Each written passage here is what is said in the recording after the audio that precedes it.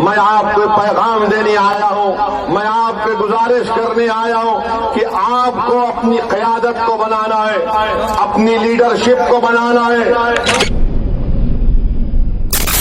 آنے کا مقصد ایک ہی ہے کہ کٹھور میں مسلمانوں کی ایک سیاسی لیڈرشپ بنے، کٹھور میں مسلمانوں کی قیادت بنے، اور کیوں نہیں بننی چاہیے؟ جب کٹھور ہو، میرٹھ ہو، ویسٹرن یو پی ہو، اتر پردیش ہو یا پوروانچل ہو، اتر پردیش میں ہر سماج نے، ہر ذات نے اپنی اپنی ایک سیاسی لیڈرشپ کو بنا دیا ہے، ان کا ایک نیتا ہے۔ اتنے بڑی تعداد میں اتر پردیش میں مسلمان ہیں اور آپ کی کوئی سیاسی لیڈرشپ نہیں ہے۔ ہاں، انفرادی طور پر زید اور بکر ہوں گے، مگر وہ انفرادی طور پر پورے قوم اور ملت کی قیادت نہیں کر سکتے۔ میں آپ کو پیغام دینے آیا ہوں، میں آپ سے گزارش کرنے آیا ہوں کہ آپ کو اپنی قیادت کو بنانا ہے، اپنی لیڈرشپ کو بنانا ہے۔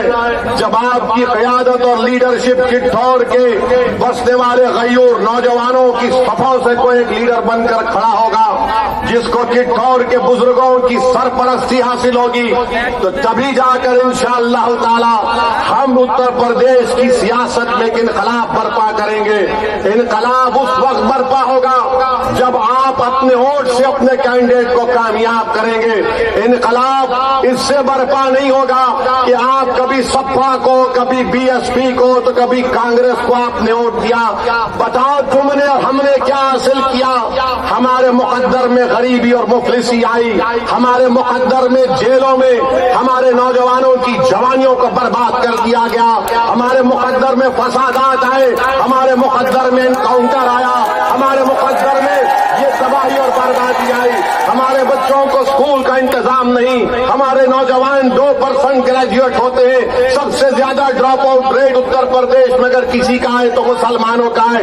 یہ مجلس کا پیغام ہے، ان ناانصافیوں کا ہم خاتمہ کرنا چاہتے ہیں، اور میں آپ سے اپیل کرنے آیا ہوں، میں آپ سے گزارش کرنے آیا ہوں، میں آپ کے سامنے بھیک مانگنے آیا ہوں، میرے لیے نہیں، میں آپ سے بھیک مانگنے آیا ہوں کہ متحد ہو جاؤ۔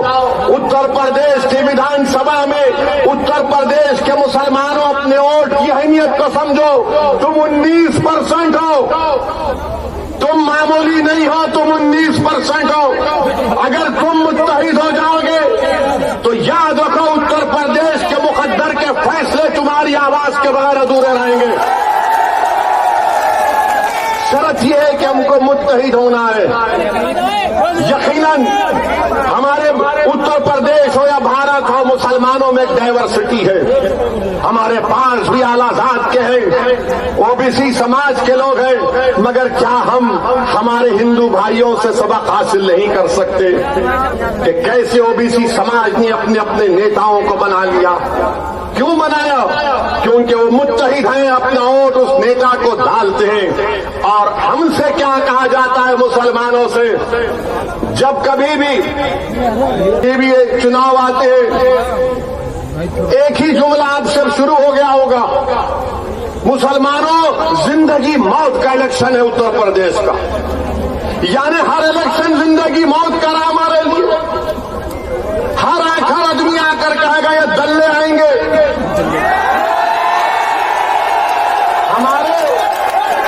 ہمارے جانے کے بعد یہ آ کر آپ کے کان میں کھس پھس کریں گے، ارے یہ زندگی موت کا الیکشن ہے۔ یہ سب آ کر کہیں گے زندگی موت کا الیکشن ہے۔ یہ اویسی بھڑکاؤ بھاشن دیتا ہے، یہ اویسی جذباتی بات کرتا ہے، نوجوان اس کی بات کو دھات دیتے ہیں۔ اویسی بھڑکاؤ بھاشن نہیں دیتا، اویسی نہ جذباتی بھاشن دیتا ہے، اویسی سچ کو بیان کرتا ہے، اور اللہ جانتا ہے اس بات کو، میں سچ کو بیان کر رہا ہوں۔ میں آج بھی کہہ رہا ہوں، بھارت میں اگر کوئی اسد الدین اویسی کا مخالف ہے تو ایک وقت اور مقام طے کرو، بحث کر لیں گے، تم 10 منٹ میں جوتے اٹھا کر بھاگ جاؤ گے۔ پورے اتر پردیش میں اگر کسی سے سب سے زیادہ ناانصافی ہوئی دلتوں کے بعد تو اتر پردیش کے مسلمانوں سے ناانصافی ہوئی ہے. اور ناانصافی کرنے والے کون؟ جو ہم سے ووٹ حاصل کرتے رہے.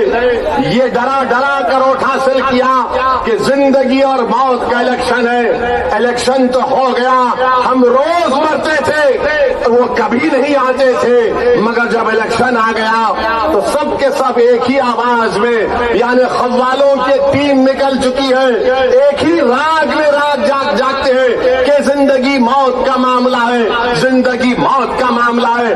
بتاؤ اگر اتر پردیش میں صرف 2% مسلمان گریجویٹ ہیں تو کیا یہ زندگی موت کا معاملہ نہیں ہے؟ اتر پردیش میں اگر سب سے زیادہ بچے اور بچیاں اسکول سے دور ہیں, مسلمان ہیں, کیا یہ زندگی اور موت کا معاملہ نہیں ہے؟ اتر پردیش کی جیلوں میں 27% مسلمان انڈر ٹرائل ہیں تو کیا یہ زندگی اور موت کا معاملہ نہیں ہے؟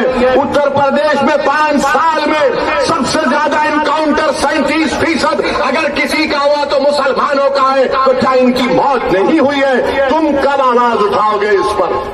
اگر آپ یہ سمجھ رہے کہ سماجوادی BSP ہو یا کانگریس ہو وہ ان مسائل کو اٹھائے گی, نہیں اٹھائے گی. وہ صرف تم سے کہے گی کہ تمہارا پیدا ہونا اس دنیا میں آنا اس لیے ہے کہ تمہارے باپ دادا ہم کو ووٹ ڈال دیا ہے, اب تم بھی ووٹ ڈالتے رہو, ہمارے قیدی بن کر رہو, ہماری غلامی کرتے رہو. تمہارے مسائل پر کوئی توجہ نہیں دی جائے گی, تم صرف ووٹ ڈالنے کے لیے زندہ رہو گے. میں آپ سے کہہ رہا ہوں کہ ہم نہیں مریں گے انشاءاللہ تعالی.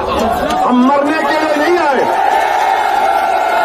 ہم سیاسی طور پر مرنے کے لیے نہیں آئے. زندگی اور موت کا فیصلہ تو اللہ کرتا ہے. ہر ایک کے لیے ایک وقت لکھا جا چکا ہے. ہم سب اس دنیا میں سے جائیں گے, اس زمین کی غذا بنیں گے, مگر یہ تو بتاؤ تمہاری آواز کون ہے؟ کون تمہاری تکلیف کو بیان کرتا ہے؟ کون نوجوانوں کے دلوں میں اور نوجوانوں کی آنکھوں میں جو خواب ہے اس کو کون پورا کرے گا؟ کون ہماری ماں اور بہنیں جو رات بھر جاگتی ہے کہ میرا نوجوان بیٹا گھر اب تک نہیں آیا, کہیں اس کو پولیس تو تھانے لے کر نہیں چلے گئی؟ کون اس ماں کو اطمینان کی نیند سلائے گا؟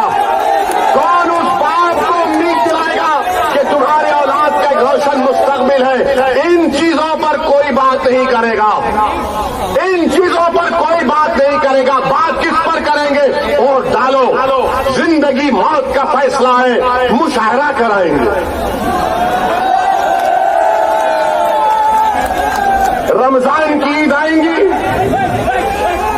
تو نہ ان کو روزے سے مطلب, نہ قرآن سے مطلب, مگر گھر کو مسلمان کیا جائیں گے ٹوپی پہن کر کہ شیر خورما کھلا دے. بقرعید آئے گی تو کہیں گے کہ بیٹا کچھ گوشت کھلا دے. عیدگاہ کے سامنے آ کر ٹھہر جائیں گے, عیدگاہ کے سامنے آ کر ٹھہر جائیں گے, کسی غریب مسلمان کو ساتھ پکڑ کے بولیں گے آ گلے لگ جا. گلے تو لگا لیں گے مگر دل میں جو دھڑکنے ہیں وہ تمہاری نفرت اور بربادیوں سے بھری ہوئی ہے. یہ سچائی بیان کر رہا ہوں. میرے عزیز دوستوں اور بزرگوں, ان اہم بات پر, ان نکات پر, ان پوائنٹ پر آپ کو غور کرنا ہے.